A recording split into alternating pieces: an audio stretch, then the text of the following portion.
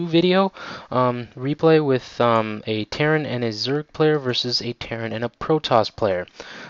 This Terran player is Alcatraz, and and this Zerg player is a buddy of mine, Sirhc, and we're versing Orthorian and Eclipso. So let's see how this goes. Fast forward a little bit. Terran player does basic Terran, build, at 10 food, builds that supply depot, and immediately builds a barracks afterwards, and also has a refinery going. And over here, the Zerg player has an early refinery and also a regular pool as early as possible, ASAP. And over here, the Terran player and the Protoss player, they plan to block off over here, and the Terran player is going strong with 3 barracks over here, and the Protoss player helps him with the wall off over there with 1 gateway. However, I don't think he plans on using that gateway because he's got a cybernetic score, and later on he will make a Stargate in order to make the void rays. Over here, I finished with my barracks and building a reactor on it, and I'm also getting my second refinery at it was at 17 food, and also have my factory researching the Sirhc tank research, and also, well, I haven't pushed out a tank yet, but I will be doing that soon. And here the Zerg player still working on their economy, are pushing out roaches, early roaches. And over here the Terran player already has a few Marines going. If he rushed out with those Marines, he could probably take us pretty well. Actually, maybe the roaches would have stopped him, but if he attacked me, I don't think he would have done much. Let's see what he does with these Terran Marines, though.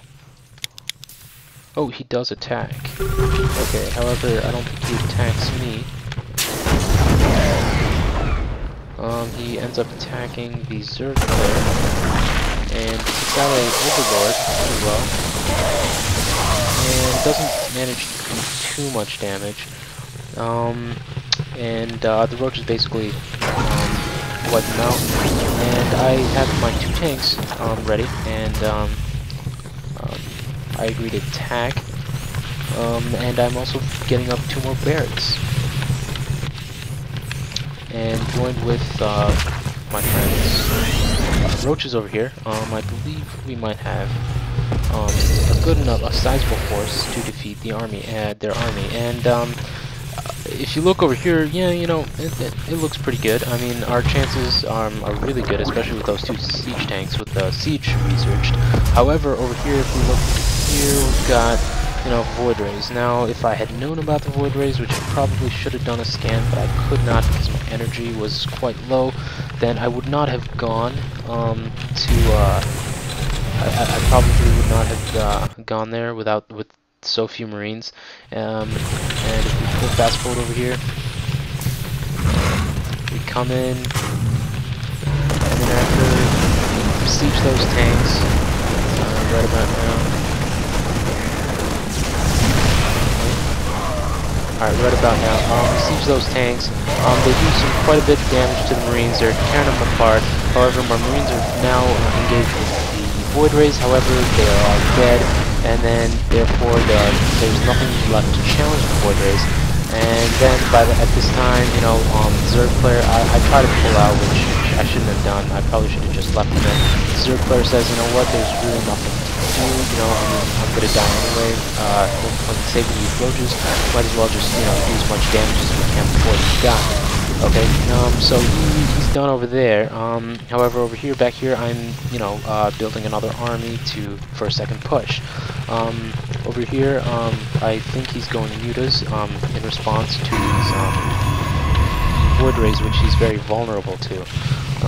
Of course, I could help him with my Marines, but it does take a little time for my Marines to travel all the way there, and those void rays could do quite a bit of damage by that time. And I asked him if he's going air, and he says yes, he's going to mutalisks. and I asked him how fast. He doesn't really reply.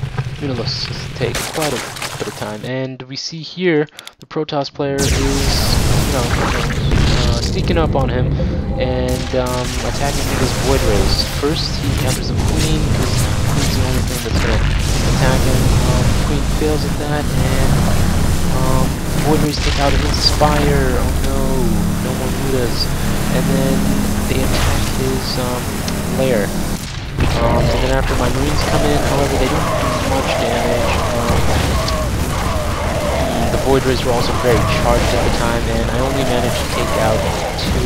And then after his Mutas managed to take out all the other Void Rays. I have a second base going here, an expansion. And I got 5 tanks, and I have no Marines, which is terrible because the enemy has Void Rays. So I hurry up and fish out my Marines. As you can see over here, I got full queue, almost full queue on my Marines. And over here, we got Sirhc over here, building another base. And the Terrans over here, I think they're going for another push. Let's see where that leads them.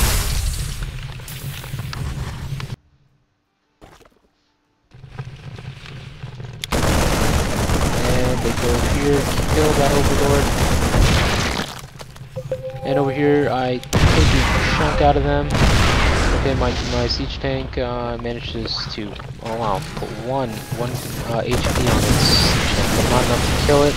And this tiny little army managed to do quite a bit of damage, and I think they will destroy. Yes, yeah, I think they will destroy this base over here. Yeah, that base is now dead, so now he will have to upgrade from this base.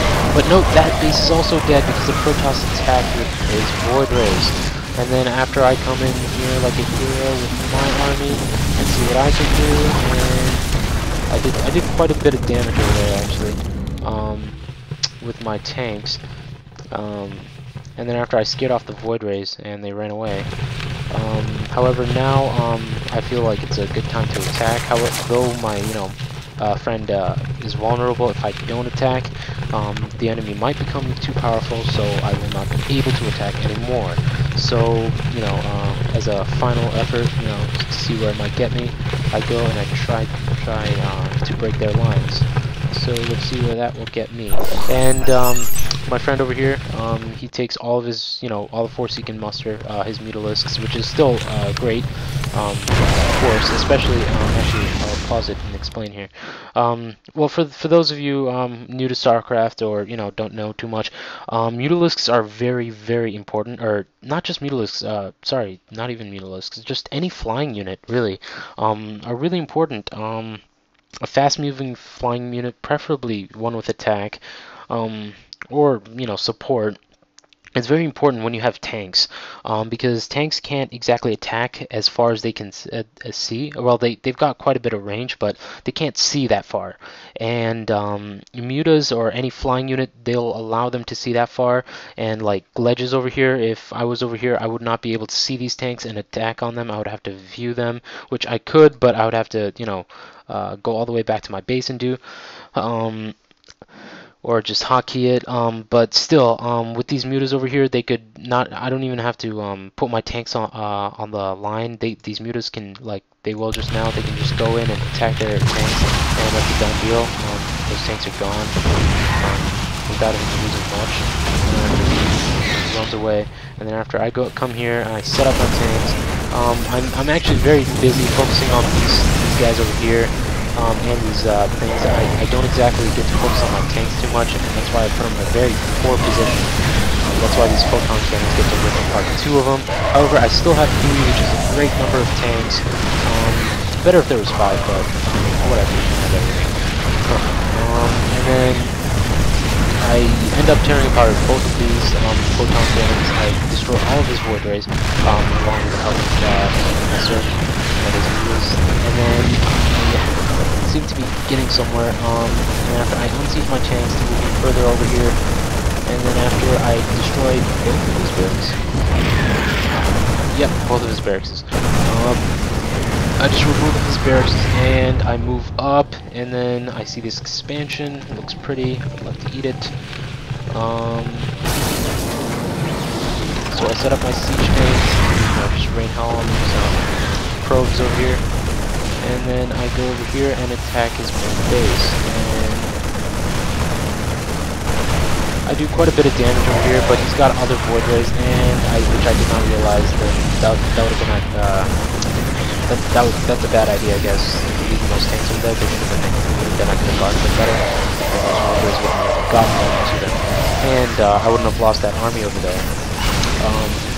However, I do have another army on the move, quite as big, and this other team is definitely not prepared for them. So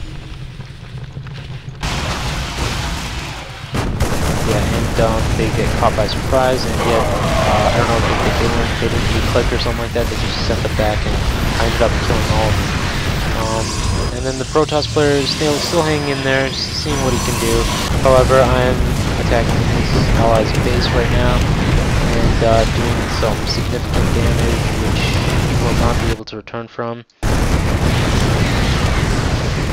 And he doesn't have any other expansions going. He doesn't have any SCVs except for one over there. And I think he's basically given up at this point. But Eclipso has given up. Basically, he threw it in one towel. Says he can't win this game and everything.